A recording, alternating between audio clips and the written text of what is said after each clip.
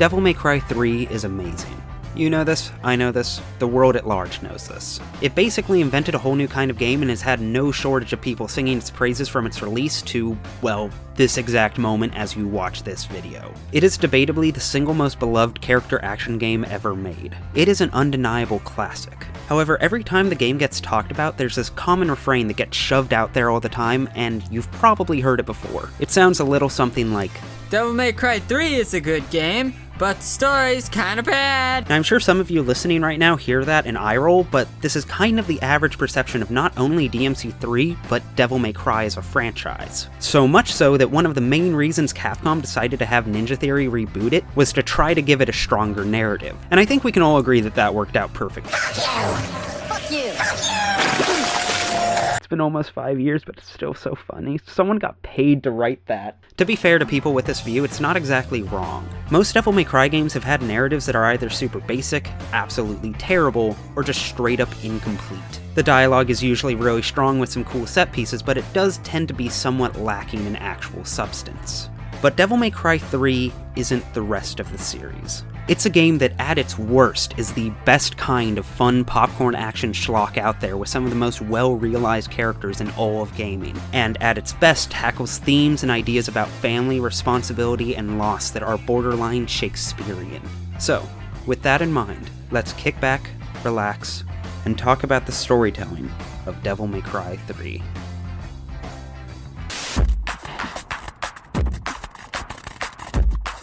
When I say Dante, who do you think of?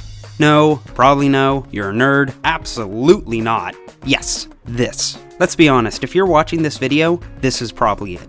And why not, right? It makes sense. How can you not love him? Just look at him. He took all of the strengths of Devil May Cry 1's Dante and refined them to a mere sheen. To this day, there have only been like 3 characters who have been able to match DMC3 Dante's aptitude for quotability, enemy banter, and cocky zingers. If he had nothing else going for him, his dialogue alone would still ensure that he'd be an amazing and memorable character. He is the closest thing gaming has to a John McClane, i.e. the character who created the mold for what an action hero should be for an entire generation. He is a defining character, and I mean that in the dictionary sense of the word. He defined what a playable character in an action game should look like, talk like, and fight like. After 2005, if you were making an action game, the protagonist had to be trying to be either Dante or Kratos. There was just no discussion about it. And even now, 13 years after he was shoved into gaming zeitgeist, Dante still easily remains one of the coolest characters ever conceived. Like, come on, the dude rides a rocket like a hoverboard and plays his own battle theme on a Satan guitar and eats pizza while killing demons. Oh my god, he's so goddamn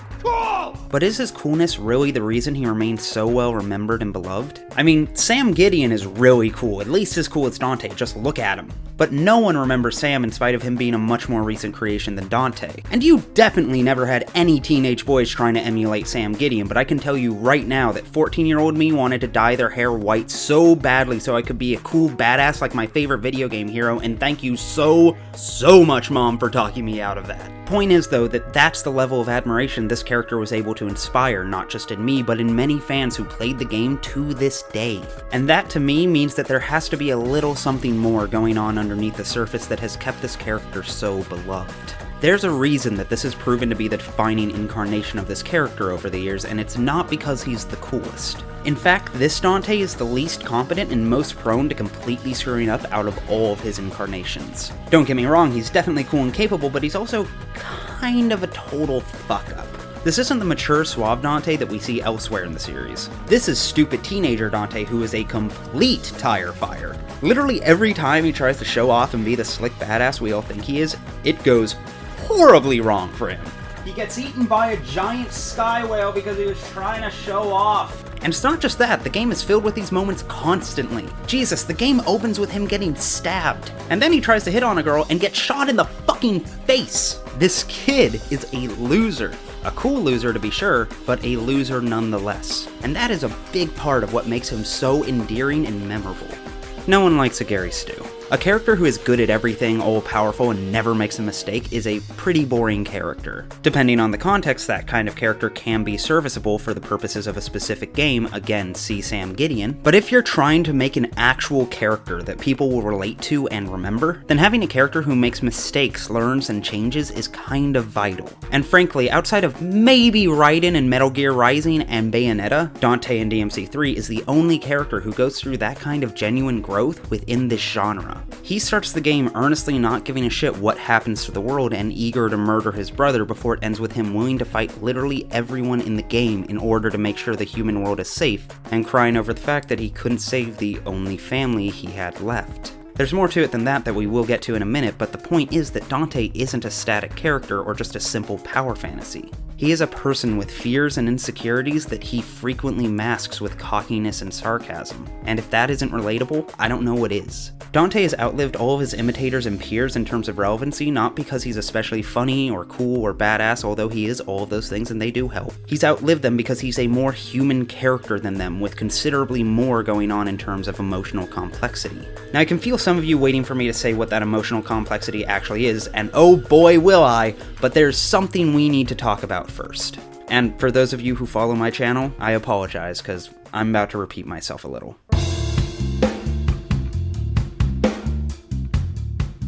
Virgil is the most impressive feat of storytelling in Devil May Cry 3. Dante, for all of his strengths, had a template to work off of with his original incarnation, even though they ultimately ended up adding so much to his personality that he almost becomes a new character. But Virgil was something entirely new and entirely different. Here we had a character who, A, needed to be so cool and intimidating that we, the audience, would be able to feel like the underdog fighting him even though we are already the coolest person ever. B, served to structure the entire narrative of the plot as the antagonist via the 3 fights you have with him. And C, be all of these things while sharing absolutely nothing in common with Dante, both in terms of fighting style, personality, and appearance, while being admirable in a completely different way. And man, this game just knocks it out of the park. Like, let's think about this. Virgil is a character that is nearly as iconic as Dante, so much so that the second it was announced there was going to be a reboot, we all knew Virgil was going to be in it. And he has been able to achieve that status by being in one, count it, one game. And any nerd about to come at me about Nello Angelo or DMC4 Special Edition can frame Perfect Dodge into a locker. Everything that has come to define Virgil as a character was not just in this game, but can be summed up in his very first scene. Before we talk about it though, I want to bring you back to the mindset of what it's like to see this cutscene for the first time, especially in the game's original version. For those of you who don't know, in the original Western release of DMC3, the normal difficulty was actually the Japanese hard difficulty as punishment for us complaining that DMC2 was too easy. As a result, for many players, myself included, the first 3 levels were sort of a trial by fire. I can't tell you how many tries it took 14-year-old me to beat the Hell Vanguard the first time I played, but here's a quick equation to figure it out. I probably spent about 8 hours trying to beat it. With that in mind, an average run of Mission 2 takes about 3 minutes. Now minus an hour to grind Mission 1 for Red Orb so I could not die in 3 hits, then divide what you've got left and you get the first controller I ever broke out of frustration. Now stay with me in that mindset for a second. After spending a full day trying to kill this thing, I land the final hit. A wave of relief washes over me. Then the tower rises from the ground, and at the top of that tower is Virgil. Someone that I already know by way of the opening cutscene is strong enough to kill Dante. The Hell Vanguard immediately rushes towards him. We cut to the top of the tower and he's everything Dante isn't. He's exact with his words and his movement. Whereas Dante is playful, Virgil's sheer presence is commanding. He stands quietly for a moment, clearly frustrated at Arkham for his babbling before cutting him off with his first line. A line so commanding that even the music itself quiets down to make room for him. At last fulfill the purpose for which it was intended. That's none of my concern. He's direct and to the point, spending no energy on anything that isn't 100% required to meet his goal. Then the Hell Vanguard arrives, but it doesn't attack Virgil. Instead, it takes on a body language similar to the basic Pride enemies that makes it seem apologetic and fearful of him, before Virgil cuts it into ribbons in what looks like a single stab. This scene is so dense with character establishment for Virgil. First and foremost, this is the first time we truly get to see a good look at his design. And everything, his slender katana, his slick back hair, his blue and gold color palette, and calm, concentrated stance immediately puts him on completely the other side of everything that defines his cocky firebrand brother. Even more than that, we get to see how he fights. A single swipe of his sword, then he returns it back to his sheath. Whereas Dante is over the top, Virgil is precise and conservative. What's more, that single swipe kills an enemy that I'd spent hours upon hours trying to kill. And while it's a bit more muddled in Special Edition due to Virgil fighting demons himself, the vanilla release pretty strongly implies that either Virgil or Arkham are controlling the demons, as they appear shortly after the invitation, meaning the Vanguard was one of their minions. The thing that just stonewalled my progress for an entire day to Virgil is trivial, and that is intimidating as hell. This, my friends, is ludonarrative. This is using a combination of gameplay and narrative to impart emotional weight that you could not possibly impart in any other medium. And it is what Virgil brings to the table in a way that few games ever have. Devil May Cry 3 follows the traditional 3-act story structure incredibly closely, and Virgil is not only present for every major beat, but defines them. Inciting Incident, Virgil tests you with basic demons before Tenma rises from the ground. End of Act 1, first fight with Virgil where Dante loses before awakening his demon side, thereby ensuring that he can never truly go back. Midpoint Twist, after the second fight with Virgil, it's revealed that Arkham has actually been pulling the strings the entire time before Virgil quite literally falls away for a while to make room for the new antagonist before reappearing at the end of Act 2, in one of the most amazing moments in action game history to help you defeat Arkham once and for all. Finally, the emotional climax comes as the two brothers' ideologies and views on their own humanity come into penultimate conflict, forcing them to fight one last time. On a gameplay level, this translates into the 3 most difficult and intense boss fights in the game. Fights that you will almost definitely struggle with on your initial playthrough. Mechanically, he more than lives up to the kind of person you would imagine that the Hell Vanguard would fear. This is further reinforced by the fact that prior to each of his later fights, he gains a new weapon that drastically changes his moveset for each battle while raising the narrative stakes by taking a character who already all but killed Dante once and making him even stronger. Every time you think the tension has peaked with Virgil, the game finds some way to crank it up even more. And the game does all of this while not only giving Virgil a characterization so strong that when he was added to DMC4 in its Special Edition release, he had an entire mechanic based around this portrayal of his personality, but also using that characterization to refine and distinguish Dante's personality. And all of this is to say nothing of Virgil's own level of dialogue that is just as cheeky and memorable as Dante's while being completely distinguishable by just how dry yet dripping with power it is. The level of craftsmanship here is just straight up unreal. But I know what you're thinking. That's all well and good, but how does that feed into the supposed depth of the narrative? Well, my good friends, to answer that and really dive into what leads me to find this game so resonant and meaningful, we need to finally take a moment to talk about the true protagonist of this game. And it's not who you think it is.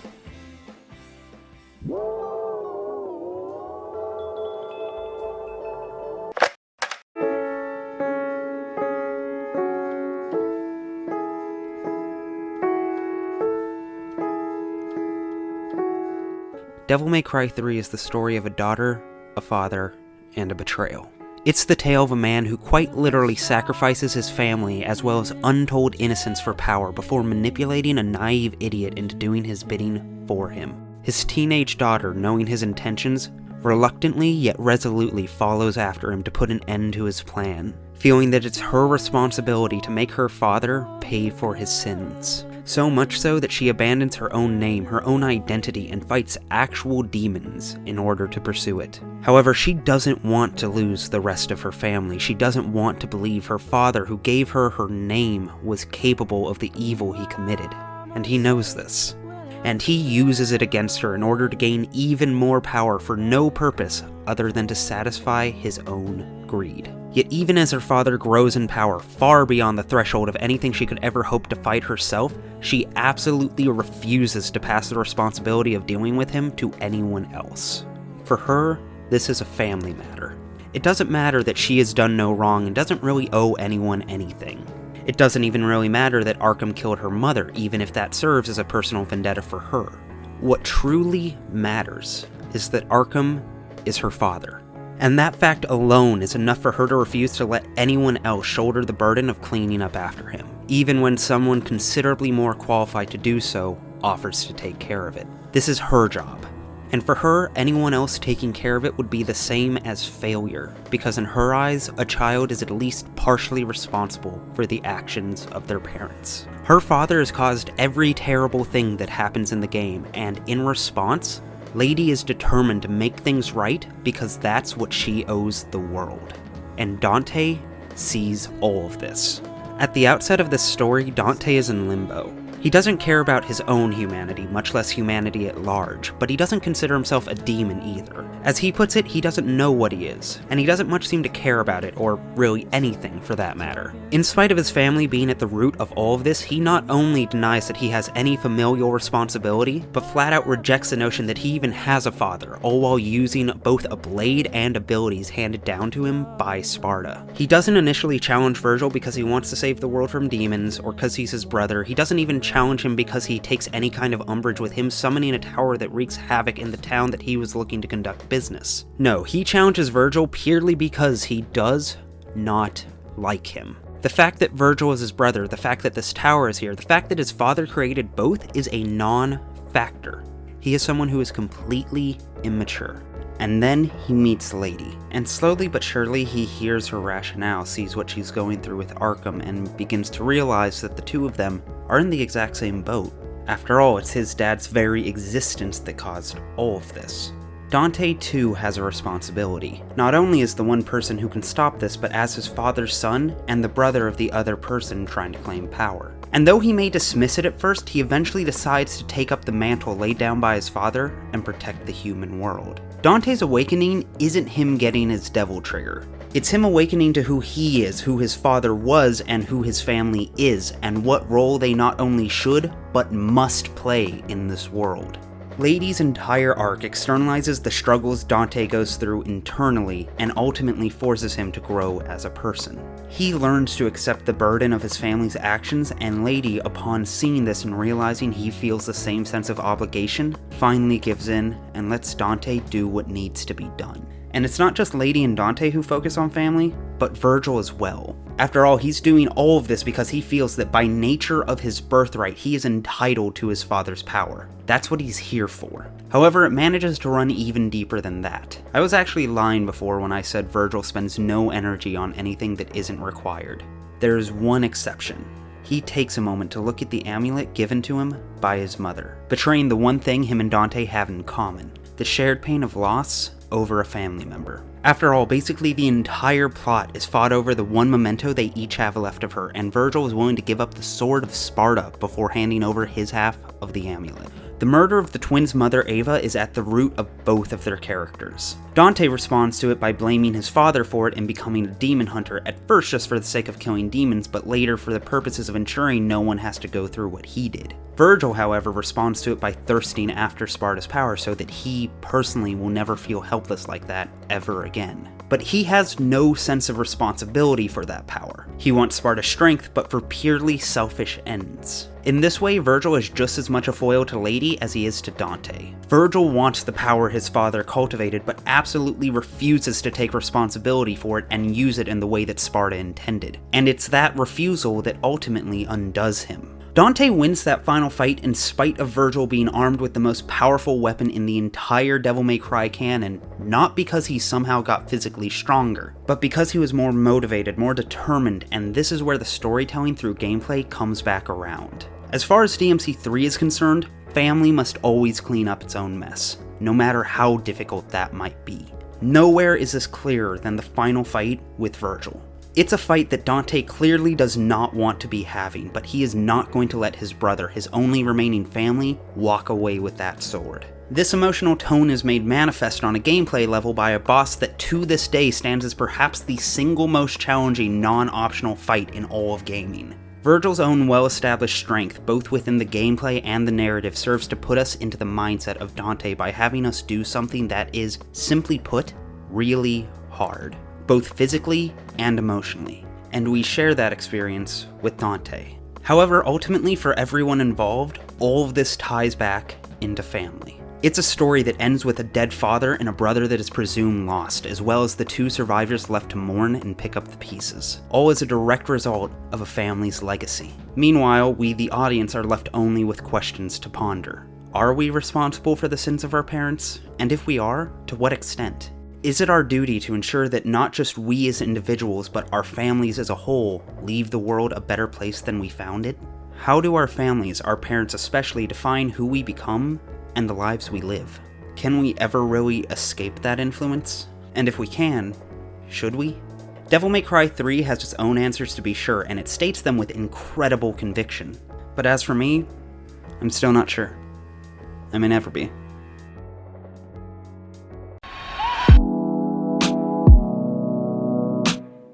Within a lot of artistic circles, there is a tendency to look at simple works that are built with few moving parts and dismiss it as perhaps an interesting distraction, but ultimately not worthy of being held up alongside the greats. Think films like RoboCop, music like Rihanna, or any number of modern street artists. These works and creators may be good, amazing in fact, but generally aren't to be taken into consideration during serious discussion owing to the fact that they do not tackle intellectual ideals, even if they actually do. All of this goes double for games, which for their part are still trying to garner mainstream acceptance and respect as an art form. Gaming as a culture is eternally eager to prop up certain games as high art, but only if they are transparently artsy. Games like The Last of Us, which seek to emulate Emmy-winning TV complete with the complex and nuanced acting performances, or Limbo with its stylized art, minimalist presentation, and dour tone. And to be clear, there's nothing wrong with games aspiring to be artsy, there's nothing wrong with a work aiming to be something more. Many of my favorite things in the world fall under that definition. However, if we only ever dive into and give serious consideration to works that transparently have higher aspirations, we are going to miss out on some truly great things. I'm not here to say that DMC 3 is the best or deepest story ever told, because it's not. Hell, it's not even in my top 5 stories in gaming, maybe not even top 10. However, that doesn't mean it isn't a great one. Devil May Cry 3 is a game that has managed to keep its fanbase enamored and clamoring for more for over a decade, with a memorable cast of iconic characters, pitch-perfect dialogue, and flawless pacing and structure. It's a game whose storytelling was just as essential to its long-standing success as its often celebrated gameplay. Because without the former, the latter would not be nearly as satisfying. Devil May Cry 3's story is a simple one, but it's a story I'm glad exists. It's a tale that has sparked imaginations for years and still continues to do so. And if that's not the hallmark of a great story, I don't know what is. Hey all, thanks for watching. This is probably the most complicated video I've made in a while. It's also the only video I've made in a while. My bad. But I do think it turned out pretty okay overall. I'd like to take a second to thank Cheesy Blue Nips for providing that amazing vocal delivery for that puppet at the beginning, as well as the amazingly talented Zachy Frats for animating it, as well as Nofinity Gaming for that animated text after my computer ate shit and my new one decided it wasn't up to the task. Also, I did a podcast with him, so if that sounds like something that's interesting to you, you should check it out. Links to that and all of their channels below, you should consider sending them some love. I'd also like to thank all of the incredibly patient and kind people who are currently supporting me on Patreon. People like Sam Natchison, Sherry Parr, Kevin Thurber, Keith, Black May Jap, as well as all of the other kind people who are currently helping me out. Thank you all so much. Regular updates are back, y'all. Expect something new very soon. I am legally required to tell you to hit that like button, subscribe if you haven't, leave a comment telling me why my opinions are garbage, and most importantly, thank you again for watching. I love you all. Peace.